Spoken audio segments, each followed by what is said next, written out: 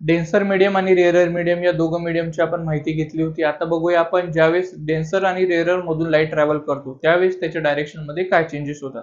First केस बघूया आपण. Rarer medium, denser medium. Rarer घेतलेला आहे आपण एअर आणि डेन्सर मीडियम घेतला आपण ग्लास. व्हर्टिकल जो प्लेन आहे तो आहे नॉर्मल प्लेन.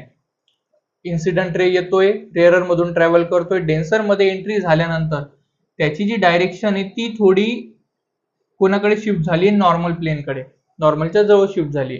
या केसमध्ये इन्सिडेंट अँगल हा मोठा असेल रिफ्रॅक्टेड अँगल पेक्षा. सेकंड केसमध्ये लाईट ट्रॅव्हल करतोय डेन्सर मधून रेअरर मध्ये. डेन्सर मधून ट्रॅव्हल करत असताना ज्यावेळेस तो बाउंड्रीवरून रेअरर मध्ये जातोय त्यावेळेस त्याची शिफ्टिंग होते नॉर्मल पासून लांब. या केसमध्ये इन्सिडेंट अँगल हा लहान असेल रिफ्रॅक्टेड अँगल पेक्षा.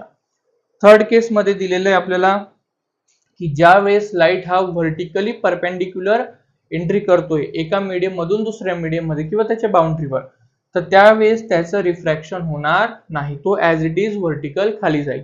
मग तो रेअरर मधून डेन्सर मध्ये असो किंवा डेन्सर मधून रेअरर मध्ये असो, जर तो परपेंडिक्युलर खाली येतोय तर तो ऍज इट इज जसाच्या तसा खाली जाईल, त्याच्या डायरेक्शन मध्ये अँगल मध्ये चेंज होणार नाही. थँक्यू.